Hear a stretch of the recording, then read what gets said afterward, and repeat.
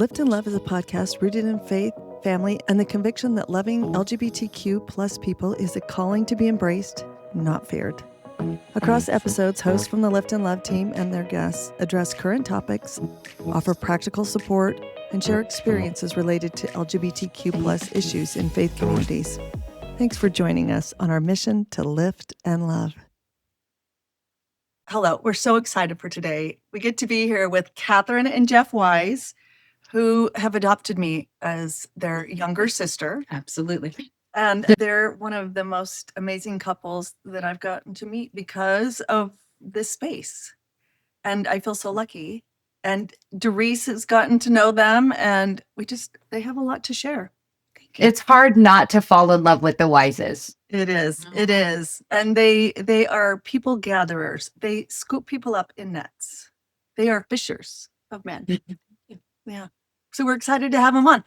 And one of the reasons we really wanted to talk to you is about kind of what you've done to gather people. But let's just start with your story. How did you get into this space? Do you want to start? Well, we got into this space because our son invited us into this space. Nah, Well, they have a knack for doing that. Yeah, they do. I asked him a question, and he said, "Well, because I'm gay," and I had not been prepared to have that conversation late at night. That you should never start a serious conversation late at night like that. No, but that's the only time. That's what our son did after everyone had gone to bed. yeah, Yeah.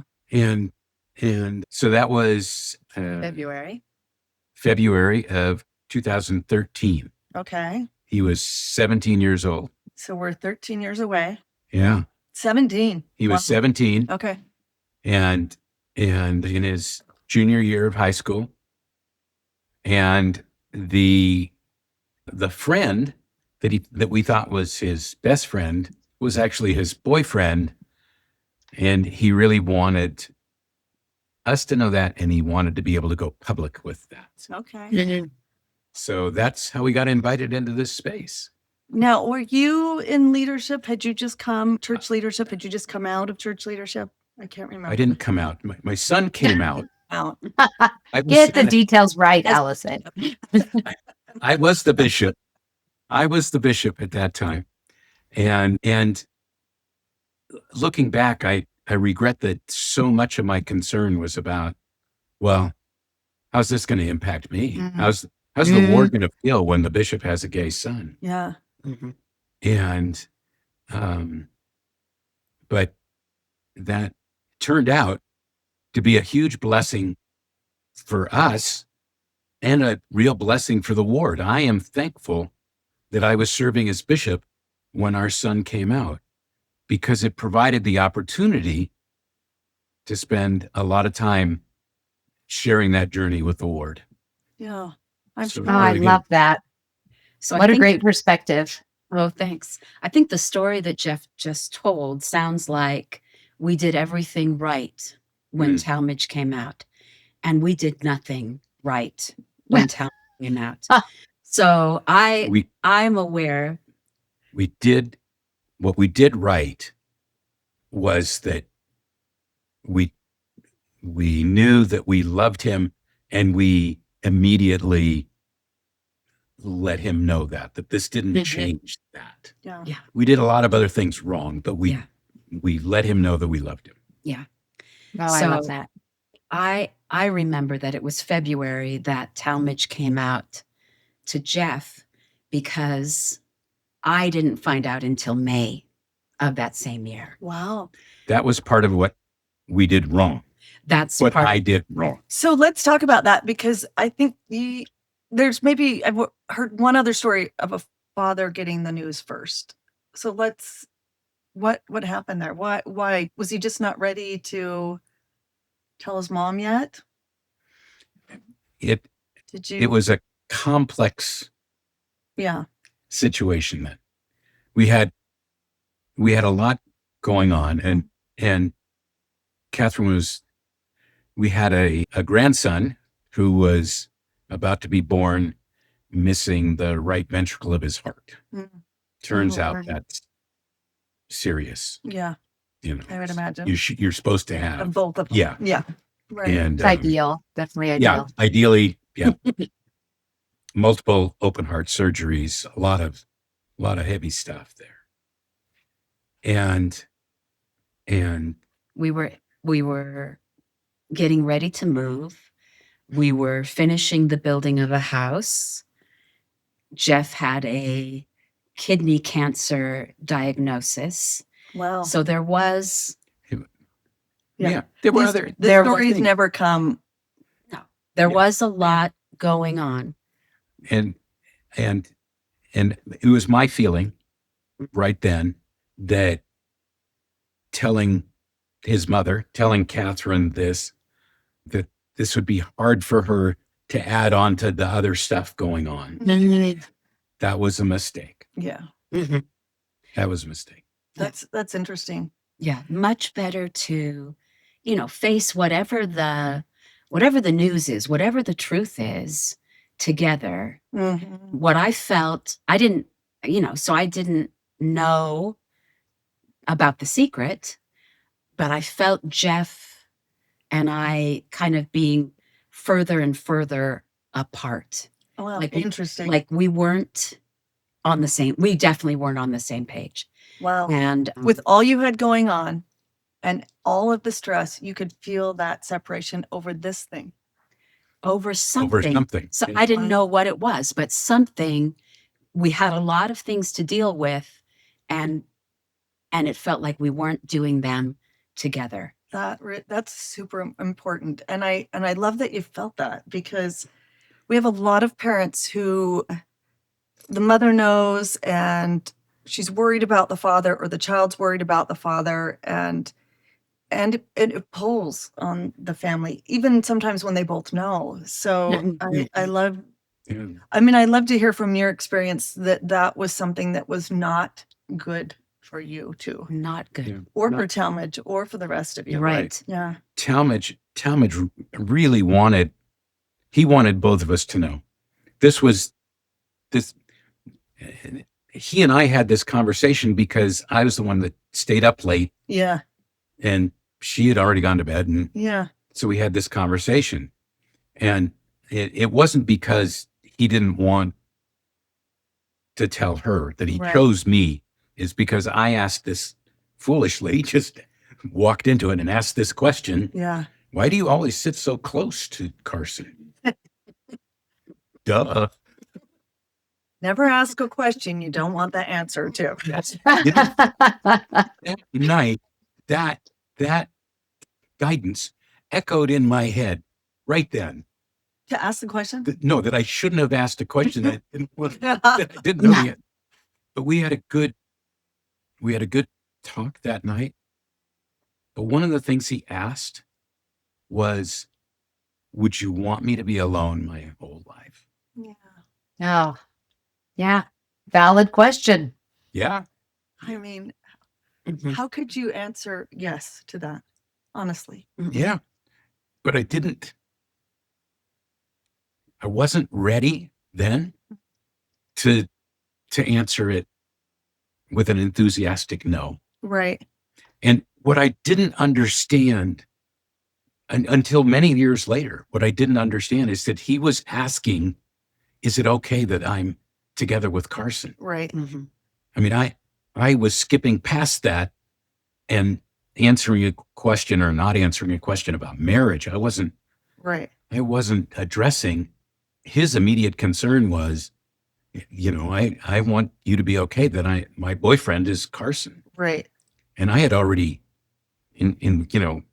instantly accepted that. Yeah. I was dealing with something else. Yeah. Mhm. And so we're 2013. So we're 5 years off of Proposition 8. You guys live in the Bay Area, so you Yeah. got to live through that. And we're 2 As years. did he. As did he, and he heard all about it. Yeah. And he was old enough. Mhm. Certainly, probably knew about his identity by then. Yes. He did. Yeah. We And then did not, obviously. right. He did. And then we're still 2 years off of the Are we 2 years off or we're Yeah, the Two- policy, 2015 policy. Yes. That- off the policy? Yes. Actually, that same year, gay marriage was made the law. Yeah. So those were two big things that happened in 1 year. But yeah, so we're still 2 years off of that. But yeah, I mean, I think that's what parents do. They worry about, and especially in that moment where you're sort of if you're kind of in your limbic brain and you're like trying to survive the situation, you're just thinking of the big thing, not exactly what is happening right here, right now. Yeah. Mhm. And it's hard to process that stuff. Yeah. And I felt very unprepared. Katherine had worried about, is he gay? And I was in denial. This is Ken and me, by the way. Go ahead. Oh, I just, interesting. I didn't worry about it. Yeah.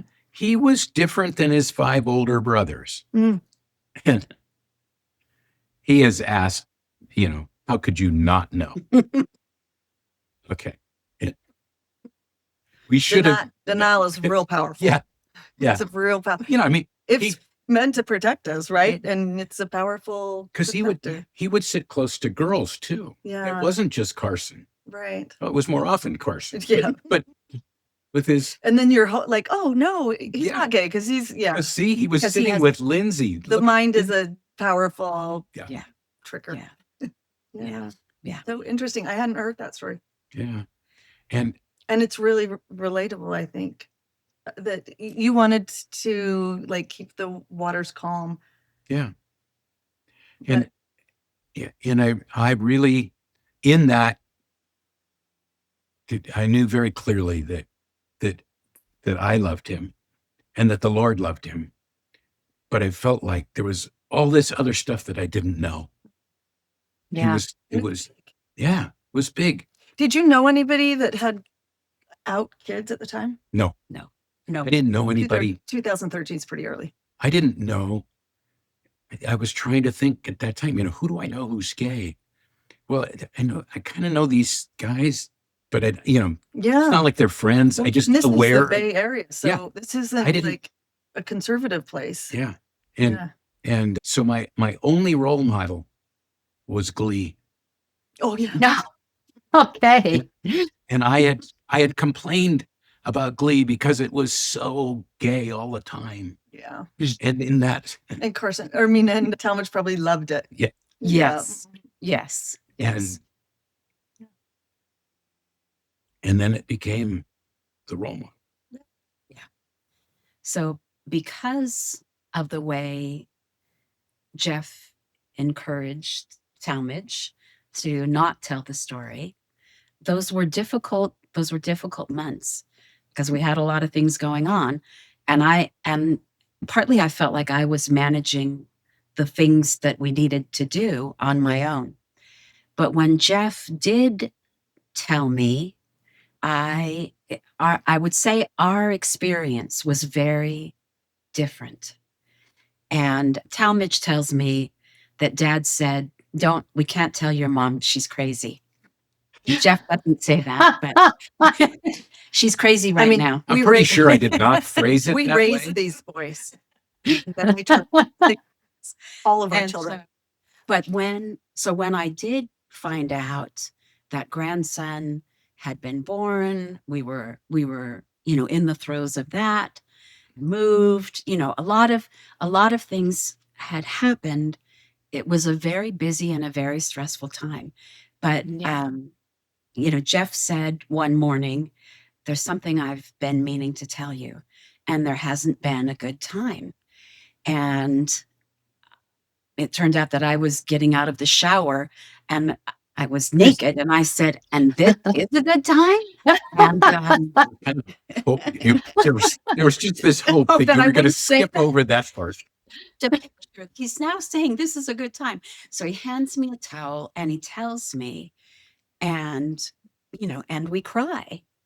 And I had to leave the house soon. My daughter, whose son was in the hospital, we were trading off watching the 2-year-old. And so I had her house. And so we didn't this was not an opportunity to really talk. This was a quick moment. And I headed off to pick up my sister-in-law had flown out from Utah to help us. So she was coming, she was going to watch the 2-year-old so I could get a haircut, do something. And I had to go pick her up. She was expecting me. Our daughter, Casey, was expecting me. So we hug. I go in my closet to get dressed, and I'm teary, and I'm trying to process. And I have the most spiritual experience that I ever expect to have in my life, where a spirit of love, starts at the tip of my head and goes to my toes and comes back up again. And I feel the Lord's love for Talmage and for me. And I know in that moment that Talmage is loved, and that this is okay. This is right. This is, God knows Talmage, has always known, and this is okay. I start feeling guilty about, I haven't loved Talmage the way that I should have loved Talmage.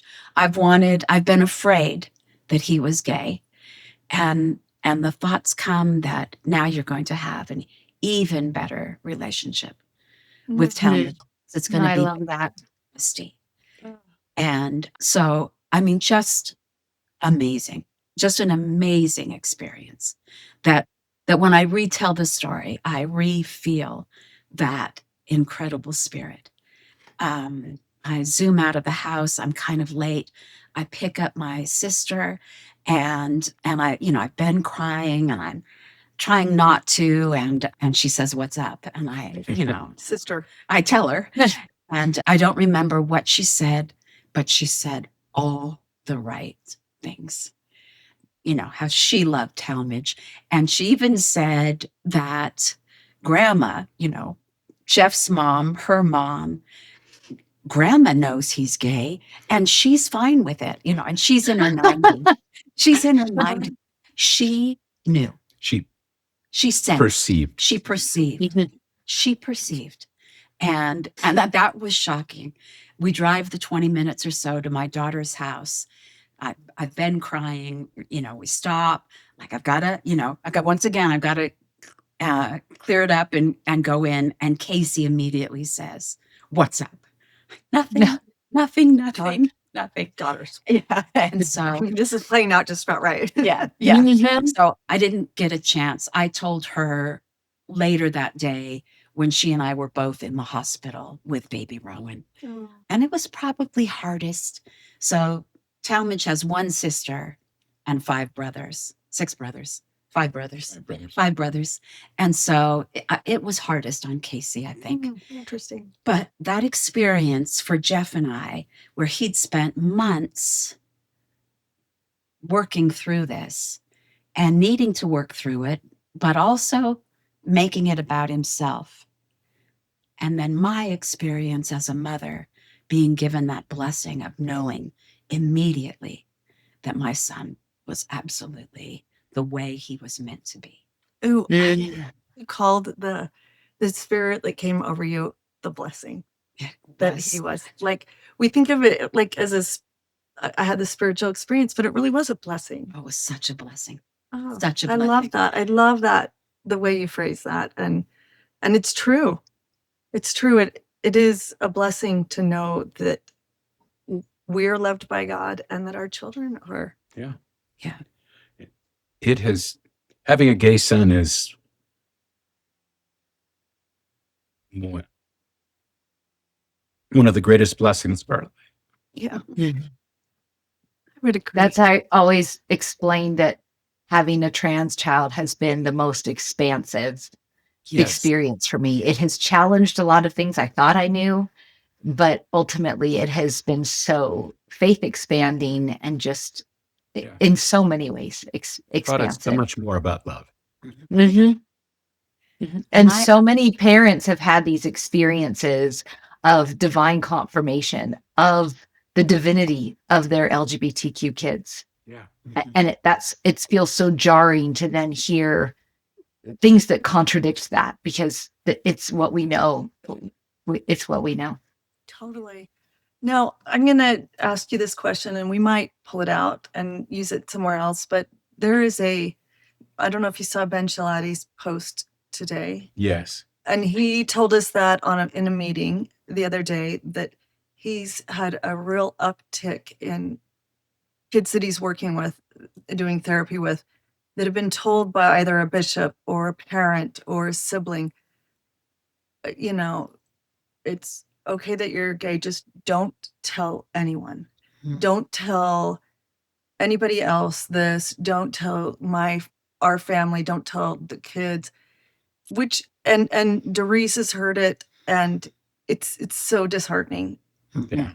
because this is what our LGBTQ siblings who are in their 60s and 50s and 40s were raised to do. Yes.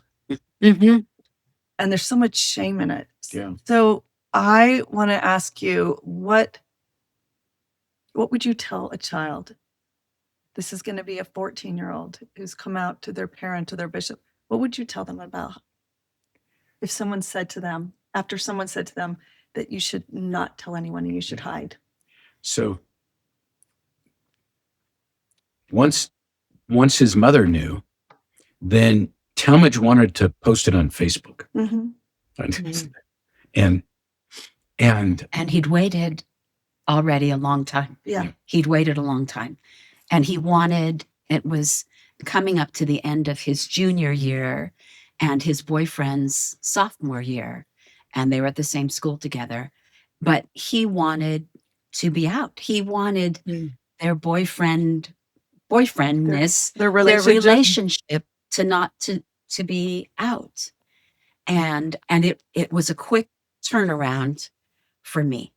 And we said, okay, but we need to tell the family, and we'd like to tell some friends. Can you give us a few days?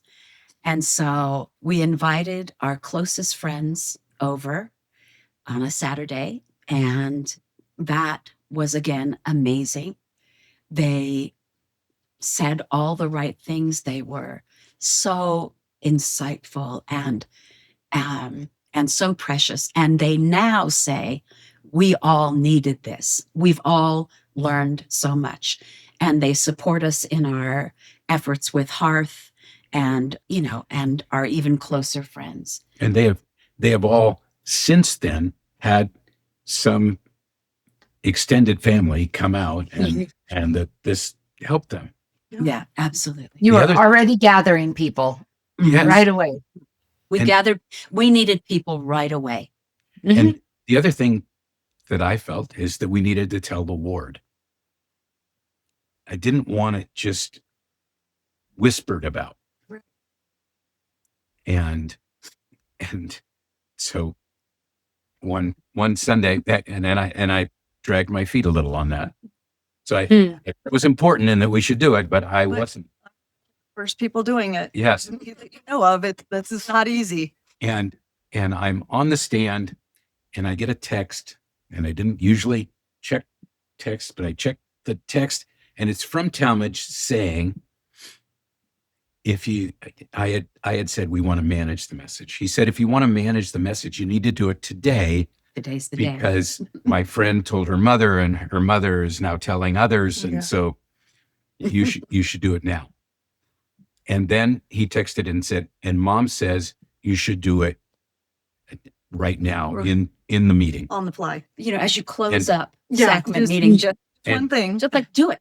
And by the way, And my loving family was very careful that where they sat in the congregation was behind the pulpit. From where I was sitting, I could not see them.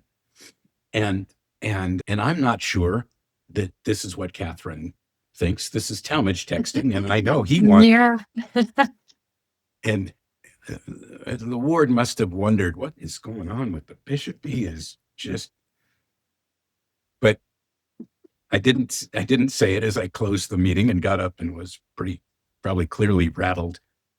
But then we talked and we decided we'd do it in Relief Society and priesthood meeting. And Talmage had said earlier when we discussed this possibility, he said, well, if you're going to tell the ward, I don't want to be there. And was he there? But I said, so you're free to go home. You don't have to be here for this. And he said, no, if I leave, that will send the message that I'm ashamed. No. And so we had a wonderful experience. The good thing about being bishop is you can decide to do things. You don't have to ask anybody's permission. Right. You just take over priesthood meeting and make an Wouldn't it announcement. be nice? I know, right? I was thinking the same thing. Right. That's Well, I wouldn't know. just the three of us. Just the three of us. Yeah. I get that. But I shared with the ward, we have different kinds of people in the ward, old and young, rich and poor, different ethnicities. And we also have gay and straight, and Talmage is gay. And that's one of the gifts that he came with. He's very bright. He's very musically talented, and he's gay. And he's very mature. And the Talmage was expecting pitchforks. He was expecting that people would chase him out of the room. But instead, one after another, several of the men in the quorum meeting stood up and said, this is, now I know more about Talmage. His Sunday school teacher stood up and said, this is great. I now know him better than I did before.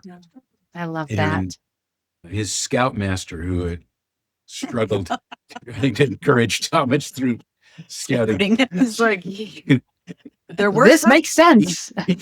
he said, I love Talmage. This doesn't change anything. No. And it was just such a positive experience. And so in answer to the question, should we share this news? I would say absolutely yes, because that's how we grow as a community. That's how we become more loving and inclusive. right. And if we tell the 14-year-old or the parents of the 14-year-old, no, hide it, keep this secret, then we don't get to grow. It doesn't. Yeah. And we're not people that like to be uncomfortable. We want to be comfortable in our religion, and I think we have to get used to being uncomfortable because Well, and I like what David Archuleta said. You're asking me to not be honest. I feel like I'm not being honest if you don't know this about me. And some would probably say, well, it's not all, that's not you. You're so much more than that, but it doesn't feel authentic. Right. And No. so we are asking people to hide. Yes. Yes, after they've already hidden Yes. sure. For so long. for some likely long period of time. Mhm. So we wanted to tell our kids.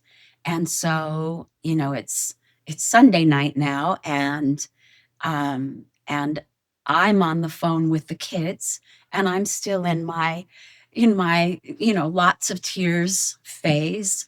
And so I'm calling each of our kids and telling them, and they're all very supportive. I suspect some of them had guessed. It was not a surprise to them. But also I got a lot of, gosh, Mom, I thought something was wrong. I thought someone was sick. And this is okay. This is okay. Thank you for Mhm. letting us know. It's okay, Mom. Yeah. It's going to be okay. And so just love all around. And we recognize that we're very blessed to have that kind of a family where all of Talmage's siblings gather around in love and support, and nobody pulled away, nobody reacted Yeah. badly. We had a son on a mission at the time, and we were going to talk to him on Mother's Day. And so that was something we shared with him on Mother's Day. And I think it was hardest on him being out in the mission Yeah. field and like, oh, I've just got to focus on what I'm doing. I don't know what to say or think. Yeah. And But then thinking about it a ton, I'm sure. Yeah. Well, and it was the combination message that your brother's gay and your father has cancer. Yeah. So, but great talking to you. We'll talk to you at Christmas. Yeah. Love you. Just keep those thoughts. It's so, even right here, it's hard to appreciate how complicated this is for us as families to go through and to manage. And we think it's getting better. And then yet people are saying, don't talk about who you are. And which I think means we just have to be louder about how to support these kids. We have to be lover We have to be lover. and Lover-er. Loverers. Loving her. Lovingers. lovingest, Yeah, lovingest. We have Because- to be lovingest. That is a good sticker. because it's not just about being loud, although that's part of it, but we have to do it with love and grace and acceptance. And Patience and we were blessed to have a stake president who was very supportive and loving. And, so he was actually the first person that I told that I could share that with. Because, I have this, in the interim there, this big secret that I can't really talk to people about because she doesn't know. But I think overall, it has changed our lives. It changed our lives in the most positive, wonderful way. Okay. So We ready? there's a place to move into that, like the gathering piece. Yeah. And her. So I'm so curious. I know your story, but I don't know how you got from here to the next part. So you guys, I'm sure, felt like we need more people. And what was your next step after you've had friends over, you've told family, there's been social media posts, the ward now knows, but you guys were done. And so that we then stopped and caught our breath. Good for you. But during the time when I knew and Katherine didn't, there was a fireside in Los Altos that the stake president told me about. There's going to be a fireside with Bob Rees, Mitch Mayne, and two moms of gay sons. Mm-hmm. Do you want to tell them who Mitch Mayne is? Mitch Mayne at that time was an openly gay executive secretary in a ward in San Francisco.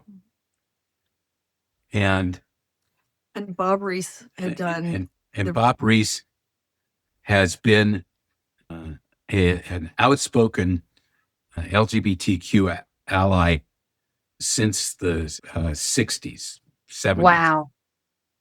When he was a YSA bishop in Los Angeles. Yep. And he is still actively working on this. Totally. And he worked on the Family Acceptance Project, not the original, but kind of catering it to the LDS people, which is one of the kind of foundational research studies we look to how important it is to be affirming of our children. And Bob Rees did some of the work on that.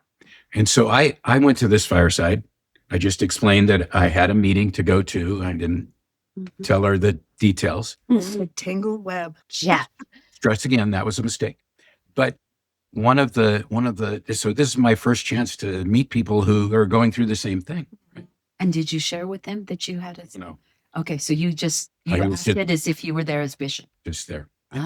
But interesting. A mom from the Bay Area talked about how warm and supportive and loving her ward had been, and, remember the stake presidency had reached out and really supported them. And the mom from Southern California, and she's telling the first story, and I'm going, oh, that's so great. That is just heartening. It's going to be okay. Going to be okay. and then the second mom says that in her case, in Southern California, a counselor in the stake presidency said, you just need to pray harder and this will. Oh, gosh. And when her son passed the sacrament, there were people in her ward who wouldn't take the sacrament from him. Come And on. It's just heartbreaking.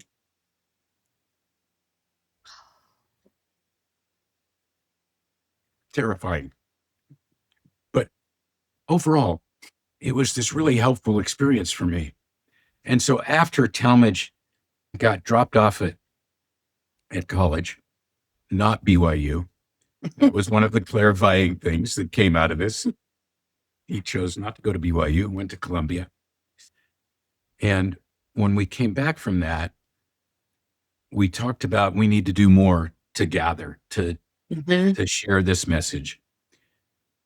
We should host in our home a fireside like this one that you didn't get to go to in Los Altos, but that I did. And so we set out to invite people to a fireside. We invited friends and friends of friends, and we invited local leaders from the wards and stakes around us. And we asked Mitch Mayne to speak at that. We showed the film from the Family Acceptance Project. We asked Rusty Hancock, who was at that time a counselor in our stake presidency, who had been the single adult bishop of Stuart Mattis when he took his life on the steps of the stake center in Los Altos, and has been a great ally and friend. So those were our speakers, and I spoke. And we got a tremendous response. A huge crowd showed up and filled our home. And Like maybe 100 people. there were 100 people. Oh my goodness. I mean, it was that. Yeah, it was that amazing. So this is 2014. And No, March of 2015. was it March of 2015? So Okay. the very first one. That's right. Wow. And That's And right. we expected this was just going to be a one-off event. We're going to do a fireside. Mhm. But there were a group of people who said, we want to help out, with doing stuff in the future. And one of them said, Stuart Mattis's parents used to have a fireside in Orem on a monthly basis. And it was great that for him as a gay man being at BYU, that was so helpful. And so he said, so we should do this monthly. And so 11 years ago, we started having a monthly fireside called the Hearth. And it's been a blessing for us and for those who've been able to come. I love that. Yeah. Wow. A monthly meeting. I tried to do something once a year and I couldn't sustain it. That is impressive. The amount of good. Yeah.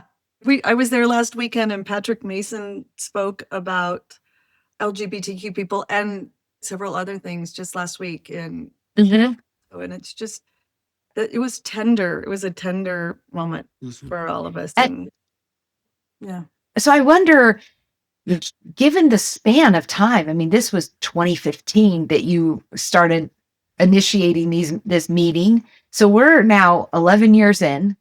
Yeah. What changes have you seen? But between when you started, I mean, with 100 people showing up, it didn't seem like people were being shy or this felt super taboo. But maybe I'm just misunderstanding what 100 people. You guys might have a lot of people in there that are not shy. The biggest change happened in November of 2015. Okay, I could imagine. And Say more. when the exclusion policy came, Can we call it that? Mhm. Okay. Yeah. the The baptismal policy. yeah. What else would you call it? Yeah. So that became public on a Thursday. And Sunday morning, our stake president texted me early in the morning saying, I want to meet with you and Katherine. I'll be there in 10 minutes. Were you still a bishop? I was still a bishop, and You were still a bishop, but coming up but it was on his 5 years. It's 5 years. Mhm. And I was still in bed, and Jeff came in, and I was just in a depression. I was in a funk. yeah. And Jeff came in and said, stake president's coming. And I said, oh, why is he coming? And he said, maybe to release me. And I said, okay, I'll get up. For that. I'll get up for that. He has my Right. support. All right. But he was coming to see if we were okay, to see how we were dealing with this news. He had been actively sending letters and reaching out and talking to everybody he knew above him in the church hierarchy, saying, this is wrong. You need to walk it back.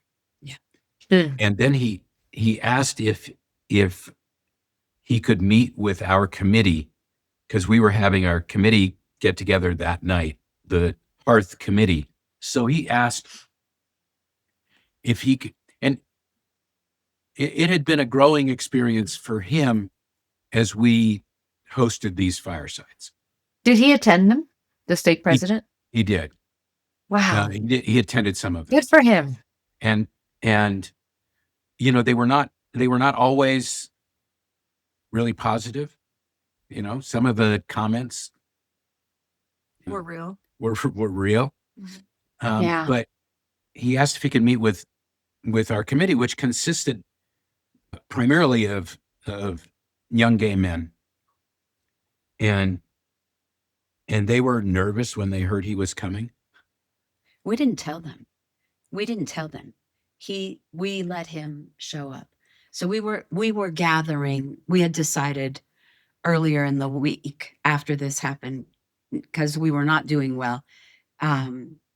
Everybody just wanted to get together. And so we were gathering, we were having dinner, we were going to talk. And as I recall, we didn't say, they were surprised when the state president walked in, and a little nervous. Yeah. And the message he was coming to convey is, what you are doing with Hearth is more important than ever. You have to do it. You have to continue to provide this opportunity to gather, which was wonderful to have his support. But it wasn't enough to keep those No. young gay men involved in the church or in Hearth. So the biggest change is that most of them have left. They've stepped away. Mhm. And it's so sad. It is such a loss for the church. Yeah. These talented, wonderful people who added so much to our community and have felt driven away. Yeah. I've been so struck by the body of Christ and the whole "we have no need of thee," where some functionality, some organ, something decides we don't know, because they don't understand what is being brought or done by, your eyes are saying we don't need feet. They can't see. Okay, but you need feet. They're kind of important. But instead it's just like, just get rid of them. We have no need of thee. And just like you said, Jeff, we are losing so much when we are losing them. We are. And we're poorer for it. We are the We are. Absolutely. We're- Absolutely. Have you seen, I wouldn't imagine on a similar scale, but when in August of 2024, there was the trans policy, did you see maybe an echo of what you saw from 2015, where people have said, this is no longer safe for me or my family? Did you see that as well as an impact? We didn't have we didn't have much participation from trans Yeah. families prior Yeah. to, Okay. right? But we felt the need to, we have to do more to reach out to that segment of the community and have had, And that it wasn't widely acknowledged at all, Yeah. that policy. Right. Yeah. So That was very much a backdoor kind of Yeah. snuck in. yeah. Yeah. Mhm. So we specifically had 2 or 3 Hearth meetings where we focused on the trans experience and, and the new policy. Yeah. Yeah, You guys are doing such great work. they do. They do. And they bring people in. They love big. They are the lovest. Yeah. Lovingest. So yeah, Lovingest. having seen the pain, the hurt, and some of this coming from an institutional place, has it been hard to stay engaged yourselves through these years of with church? Has that been a hard thing, or has that been something that has anchored you? I think it's yes, it's hard, but there are some hard things about staying in church. But partly I feel I want to be there. I want my voice to be Yeah. heard. I'm not going away. And I think part of it is I'm a convert to the church. I was led. I felt very much led to the church as a teenager. I know what it feels like to find the gospel that you've been searching for. And I'm not going to leave it because it's not perfect. The Savior is perfect. Heavenly parents are perfect. The church as an institution, our policies are not perfect. And I will stick around and be a voice of change for the LGBTQ community, for women, for marginalized people. Beautifully said. Thanks. Yeah. Amen. Amen. Amen. Thank you. We had a young gay man who joined the church after November of 15. And he spoke and somebody asked him the question about, what would you say to a young gay teenager? And what he described is that the gospel is this amazing, expansive thing that he had looked at a lot of different churches, and the gospel was this amazing thing. And there's this one part here, this one slice that doesn't make any sense, but I can't ignore all of this that's amazing.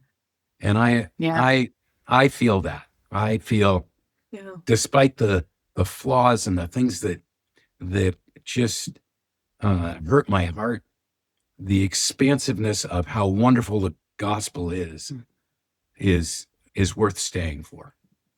Yeah. Amen. Well, and you guys are making this space easier to stay in because of the safety, the emotional and social safety that you provide in your area is just an unmeasurable impact. Thank you both for your hearts. They are way too big. They are. It doing that blesses our lives. Absolutely. And there are times when we get tired and we say, you mentioned, that it's hard to sustain. It is hard to keep going. And sometimes we're murmuring. I'm murmuring. I don't even know what that word means. and then we'll have, we'll have an event like last weekend that just fills our heart as people are being touched by what's being discussed, and you see the restoration just taking effect in their lives. You just see this holding, and you say, okay, well, this is worth all the work. Need to keep doing. Yes.